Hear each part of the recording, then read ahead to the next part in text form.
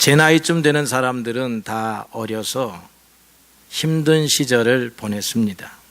저도 어려서 힘들다 하는 이야기를 가장인 아버님으로부터 참 많이 들었습니다. 가장이 힘들면 그 자녀들의 장래가 없는 것입니다. 그래서 저는 힘든 것이 세상인 줄 알았어요.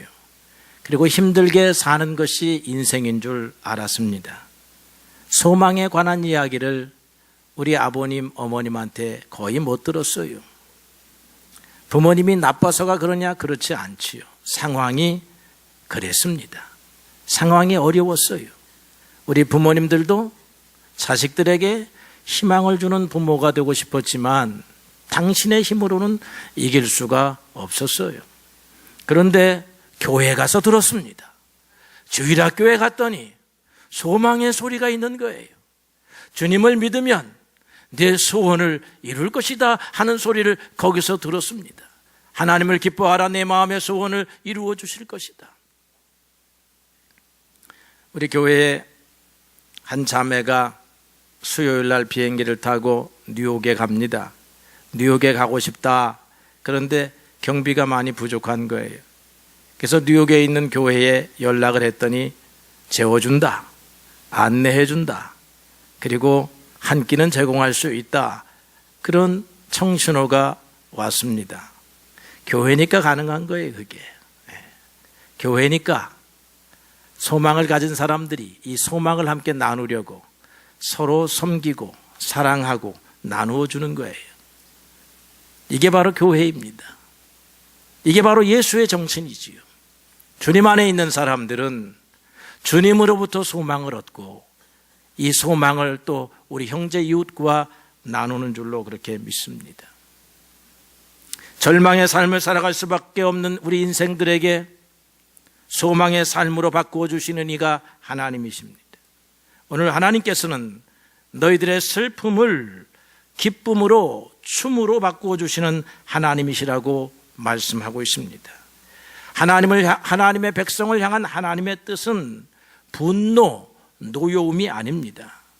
혹 하나님의 노여움을 느끼시는 분이 있다면 하나님의 노여움은 잠깐이요, 그의 은총은 평생이라고 하는 말씀을 기억해야 할 것입니다.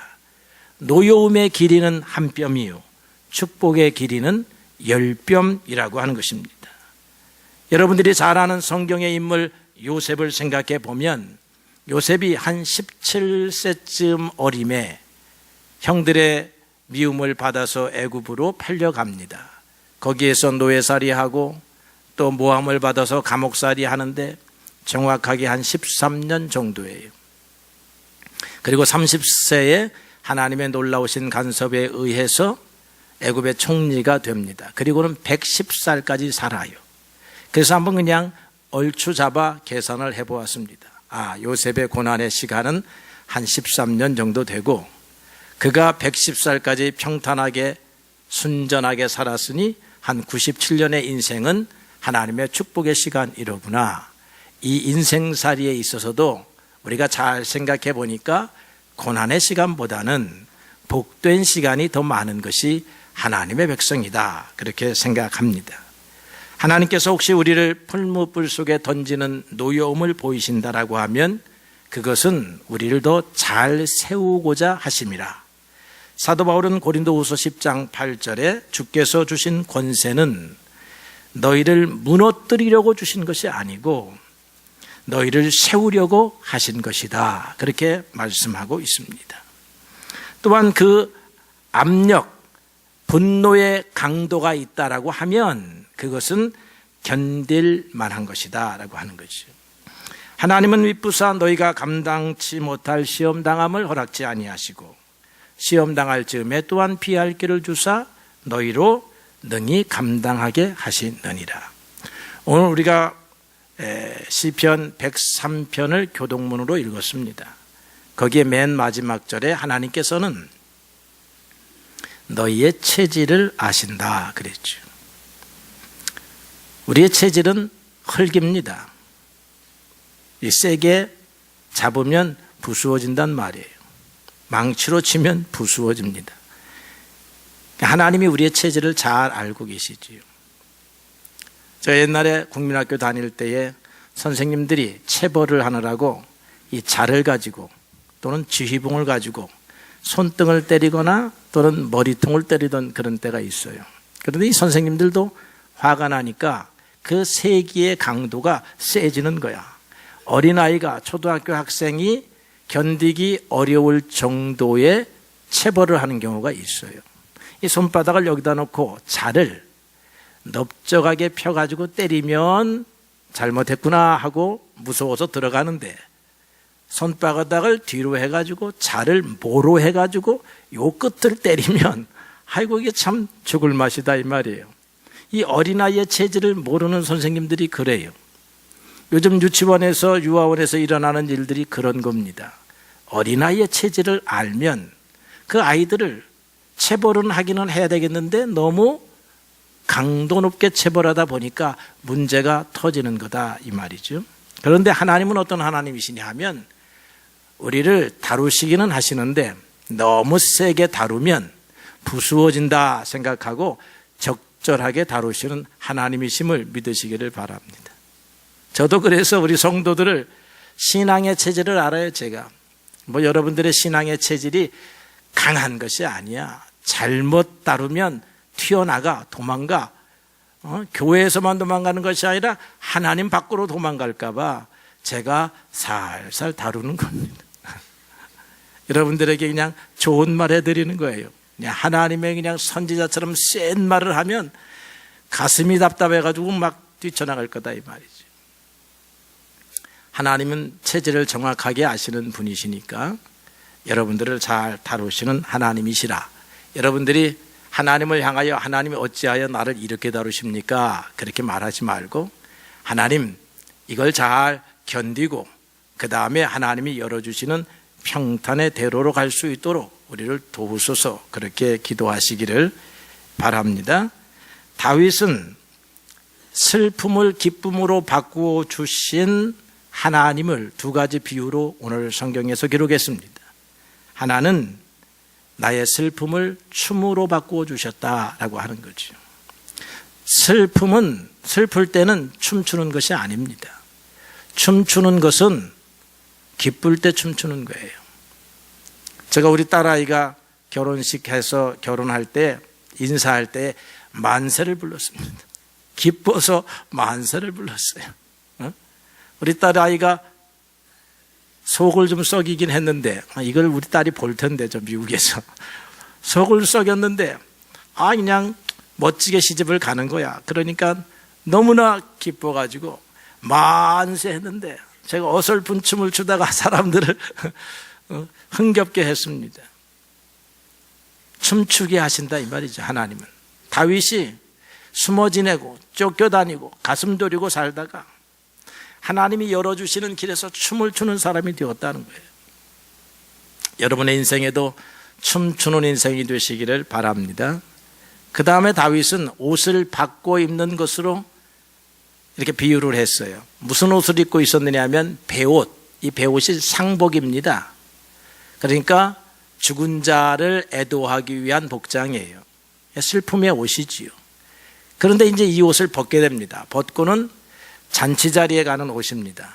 잔치 자리에 가게 되면 옛날에는 이제 두루마기 같은 거 입으니까 띠를 매는데 그 띠가 소가죽 띠도 아니고 물소가죽 띠가 아니라 기쁨의 띠라는 거야. 하나님이 주시는 띠는 기쁨의 띠입니다. 그래서 그 기쁨의 띠를 띠고 기쁨의 옷을 입고 잔치의 자리로 가는 것으로 하나님이 우리의 삶을 그렇게 바꾸어 주시더라라고 하는 거예요. 그래서 찬송하게 하시더라. 하나님이 그냥 찬송을 받으시는 하나님이 아니시고 찬송할 수 있는 환경을 주심으로써 찬송한다. 오늘 읽은 말씀 12절에 보게 되면 우리를 슬픔을 바꾸어 주시는데 왜 그러느냐? 잠잠하지 말라고, 기뻐서 찬양하라고, 그리고 하나님을 찬양하도록 그렇게 하시는 하나님이시다라고 하는 것입니다. 하나님은요, 우리가 찬송의 백성이 되기를 바랍니다. 하나님이 우리를 창조하실 때에 이사야서 43장 21절을 보니까 이 백성은 나를 위하여 지었는데 나를 위하여 찬송하라고 지으셨다라고 하는 거예요. 하나님은 우리가 어떨 때 찬송하시는지를 알아요. 좋은 부모는 어린아이가 어떨 때 웃을지를 압니다. 그죠? 어린아이가 막 울고 있어요. 그런데 배가 고픈 거야. 그러면 얼른 우유를 타가지고 분유를 타가지고 물려줍니다. 그러면 어린아이가 그거 먹고 방긋방긋 웃는다 이 말이에요. 기저귀를 차고 있는데 뒤가 젖었어요. 그런데 막 울어요. 그런데 어설픈 엄마는 왜 우냐 하고 가서 그냥 한 대 주워 박을 건데, 지혜로운 엄마는 가서 아이고 이게 뒤가 뭐가 젖어서 그렇구나 하고 살펴봐요. 그러면 다음에 갈아줘요. 그러면 아이가 방긋거리고 웃는 거죠. 여러분, 광야에 메마른 나무가 찬양하는 게 아니에요. 시냇가에 심은 나무가 찬양하는 겁니다. 여러분, 굶주린 사자가 찬양하는 게 아닙니다. 배부른 사자가 찬양하는 거예요. 고라자서는 시편에서 이렇게 말합니다. 하나님, 이렇게 놔두시면 우리는 스올 음부에 떨어지게 되는데 유령이 찬양하는 것을 받으시려고 하십니까? 그렇게 말했어요. 여러분, 하나님은 없는 자가, 유령이, 고난 속에 처박힌 자가 찬양하는 것을 찬양하지 않는 것을 아시는 거죠. 그게 우리의 체질입니다. 그래서 하나님은 단비에 흠뻑 젖은 초목이 찬양하는 것을 알고 비를 충분히 주시는 하나님이십니다. 들나귀가 풀이 없으면 우는 것을 아시고 풀을 주시는 것이 하나님이시요, 소가 꼴이 없으면 죽는 것을 아시고 우는 것을 아시고 꼴을 주시는 분이 하나님이시라고 성경이 기록하고 있습니다. 예수님의 제자들이 예수님과 함께 갈릴리 바다를 지나가다가 풍랑을 만났습니다. 금방 웃고 떠들던 제자들의 얼굴이 회색빛으로 변하여서 주님을 찾았습니다. 주님이 일어나셔서 이 바람과 바다를 꾸짖으시니까 바다가 평온해졌다는 거예요. 그러니까 그들의 얼굴이 바뀌었습니다. 금방 죽을 것 같던 얼굴, 여러분 죽을 것 같은 얼굴 이미지가 생각납니까? 우거지상하니 죽을 것 같았는데 금방 놀라는 경탄의 얼굴로 바뀌었습니다. 아니, 이분이 도대체 누구시길래 이 바다도 바람도 순종하는가? 이제 조금 전에 죽고 싶었던 그 얼굴은 사라지고 그 얼굴에 기쁨과 환호와 경탄이 일어나는 거예요. 주님과 함께하면 그런 것입니다. 주님은 우리의 삶을 놀래키시는 분이에요. 여러분, 삶이 매일매일 맹숭맹숭하고 그냥 똑같습니까? 그런 사람들은 주님의 능력을 경험하고 살지 않는 사람들이에요. 주님은 여러분의 삶을 매일 매순간 매초마다 바꾸시는 주님이세요. 여러분들을 놀래키시는 주님이에요. 경탄시키시는 주님이에요. 주님께서 나를 이렇게 대우하시는구나. 주님께서 내 걸음을 이렇게 인도하시는구나. 그렇게 순간마다 분초마다 우리를 놀래키시고 주님께서 역사하시는 하나님이시다 하는 말이에요. 하나님은 우리와 동행만 하시는 하나님이 아니에요. 물론 이 동행에 주님의 온갖 선하신 간섭이 있는 거죠. 그런데 주님은 동행만 하니까 옆에만 계시는가 보다, 그게 아니고 동행하셔서 여러분을 위하여 일하시는 하나님, 여러분에게 역사를 주시는 그런 하나님이시다라고 하는 거죠. 그래서 여러분들에게 기도하라는 것입니다. 사망의 골짜기에 있는 내 백성이 있느냐? 기도하라. 내가 너희의 삶을 바꾸리라. 바꾸어 주실 것이라. 그렇게 약속하시는 주님이십니다. 주님께서는 이미 우리들을 죄인에서 의인으로 바꾸어 놓으셨어요. 종에서 아들로 바꾸어 놓으셨습니다. 구약시대를 보게 되면 하나님이 이스라엘 백성을 향해서 내가 너를 지명하여 불렀나니 너는 내 것이라. 내가 너를 내 손바닥에 새겼다. 그렇게 말씀하셨어요. 구약시대의 이스라엘 백성은요, 소수 민족입니다. 떠돌이 백성이에요. 대우받는 종족이 아니었습니다. 그런데 그들의 민족의 역사는 그럼 어떻게 시작이 되느냐?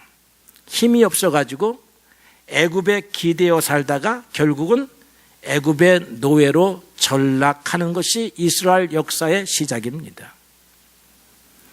그런데 하나님이 이 보잘것없는 백성을 사랑하셔서 너희는 하나님의 백성이여 내가 기르는 양이라 그렇게 선포하시고 그들을 사랑하셨다는 것입니다. 경천동지할 놀라운 변신입니다. 하나님은 그들에게 약속하셨어요. 너희를 세계 민족 위에 뛰어나게 하시고 땅의 모든 민족이 너희들을 두려워하게 하시며 너희는 결코 머리가 될 것이지 꼬리가 되지 않게 하시며 그렇게 약속을 하십니다. 그리고 이 약속을 지키시려고 하나님은 그 백성들에게 산성이 되시고 방패가 되셨고 그리고 저들을 전후 좌우로 호위하시며 동행하셨다라고 성경이 곳곳에서 증언하고 있는 것입니다. 보잘것없는 백성이요 별 볼 일 없는 족속인데 하나님이 사랑하셔서 호위하시고 당신의 백성으로 인도하시는 백성이 된 것입니다.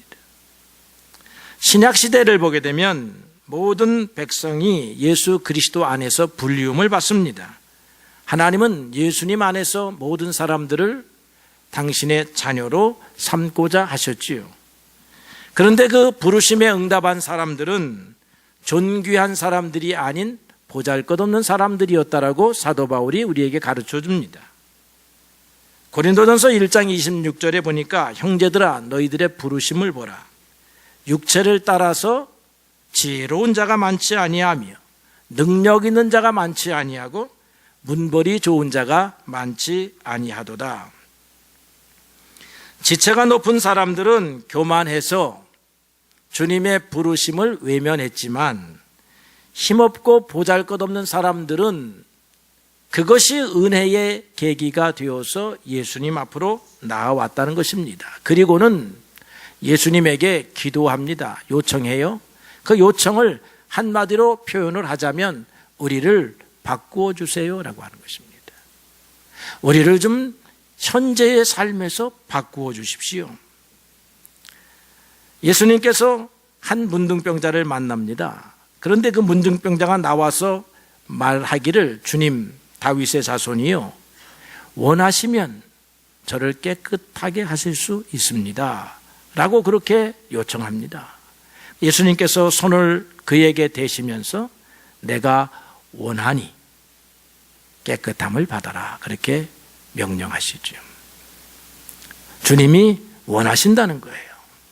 우리를 바꾸어 주시려고 하신다는 것입니다. 소경 두 사람이 예수님 앞으로 나옵니다. 다윗의 자손이요 나를 불쌍히 여기소서라고 하니까 예수님께서 물으셨어요. 너희는 내가 너희를 바꾸어 줄 수 있다라고 믿느냐? 내가 능히 이 일을 할 수 있다라고 믿느냐라고 하니까 그렇습니다라고 대답하지요. 그러니까 내 믿음대로 되리라 그렇게 축복을 하셨다는 것입니다. 하나님께서는 우리를 바꾸어 주시려고 예수님을 보내셨어요. 그래서 예수님께서는 하나님의 능력을 가지고 그들을 치료하시고 그들을 먹이시고 그들을 귀신에게서 해방시키시고 그들의 열등감에서 소망 없는 삶을 바꾸어 주셨습니다. 그들이 하나님의 자비와 하나님의 은총을 간절히 원하였기 때문에 하나님이 그들의 삶을 바꾸신 것입니다. 여러분 이미 예수님을 믿음으로 하나님의 자녀가 되어 여러분의 신분이 바뀌었습니다. 여러분은 고아와 같은 신분에서 멋진 숙녀와 신사가 여러분들을 고아원에서 끌어낸 건져낸 양자와 같이 되었다고 하는 거예요. 옛날에 먹었던 음식이 여러분 아닙니다. 옛날에 입었던 옷이 아닙니다. 옛날에 공급받았던 학용품이 아니에요. 옛날에 100명, 200명 가운데 나누어서 잠깐의 사랑을 받았던 고아였다라고 하면 지금은 멋진 신사와 숙녀인 부모님에게서 온전히 홀로 사랑받는 그런 존재예요. 그게 하나님의 사랑이시라고 하는 것입니다. 하나님의 사랑은 성경에 보니까 끊임없이 공급이 될 것이며 이 끊임없는 하나님의 사랑은 결코 중단되지 아니하며 로마서 8장 38절로 39절에 보니까 내가 확신하노니 사망이나 생명이나 천사들이나 권세자들이나 다른 어떠한 피조물일지라도 우리를 우리 주 예수 그리스도 안에 있는 하나님의 사랑에서 끊어낼 수가 없느니라 했습니다. 하나님의 공급되시는 사랑을 사망이 끊어내지 못하니 여러분에게는 영생의 삶이요, 하나님이 여러분들에게 부어주시는 사랑을 천사가 끊어내지 못하니 그것이 권세 있는 삶이라고 하는 것입니다. 하나님을 사랑하는 사람들은 심령이 평강으로 가득하며 삶 가운데 저절로 각양의 열매를 맺는다고 약속을 했습니다. 사랑하는 성도 여러분, 하나님의 약속을 믿어야 되겠습니다. 하나님은 여러분을 바꾸실 수 있는 분입니다. 여러분의 삶의 자리를 옮기실 수 있는 분입니다.